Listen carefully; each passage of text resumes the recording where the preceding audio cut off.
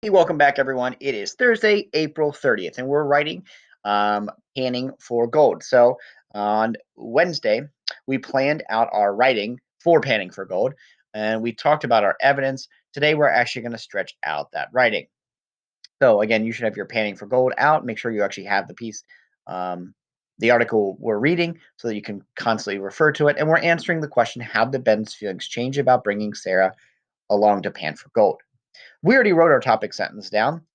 In the story, Panning for Gold, Ben's feelings change about bringing his sister to Pan for Gold. So I'm actually just going to copy and paste this below. Um, and then we're going to stretch out our writing today. So I'm going to indent my writing. Let's add it. Oops, farther down here. So as you're writing today, you want to be constantly referring to your text. Remember, we kind of said this was a retell, but we did actually have a question that we were answering.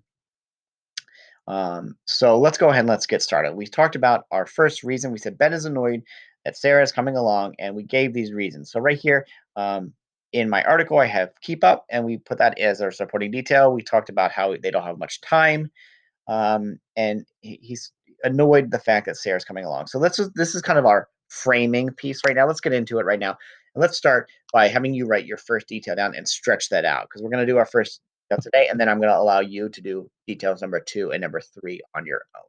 So why don't you stretch out your first detail, and then let's get started together. So I'll give you a few minutes to do so.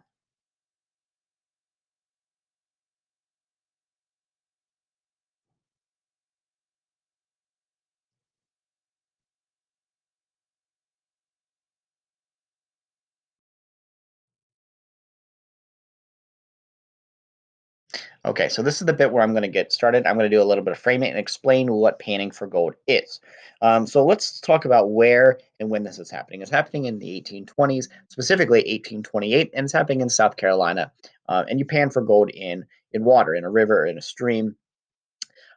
So let's explain a little bit about that. Let's say, let's start with in the story, panning for gold. Ben's feeling changed about bringing his sister pan for gold. Let's talk about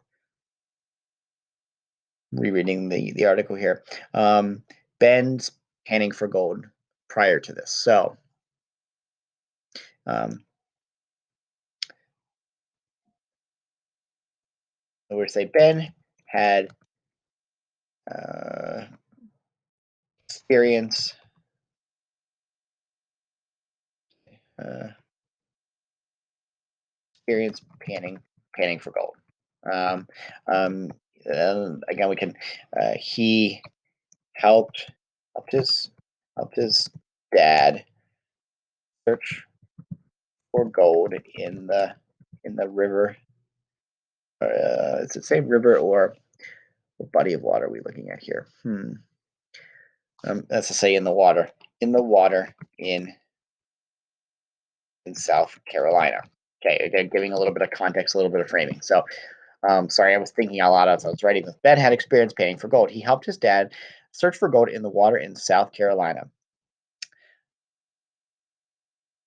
And this is the part where we're actually going to add our first detail in. So let's go ahead and let's say, but this time's different.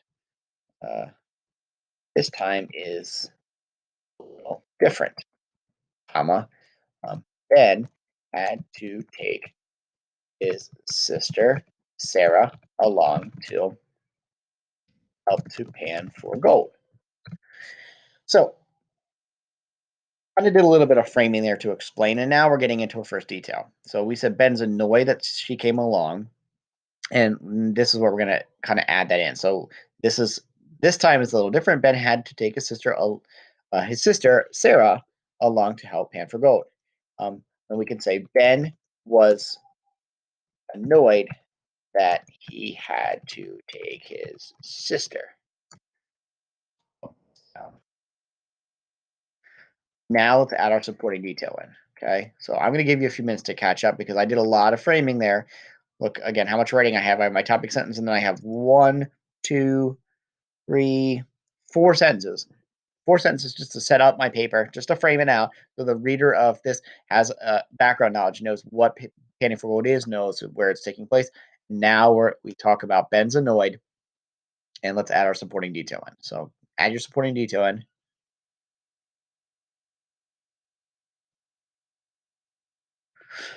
Okay, so let's actually quote this in. Ben was yelling at Sarah, "Keep up!" And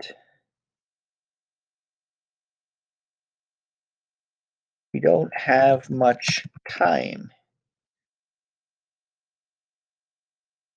Um,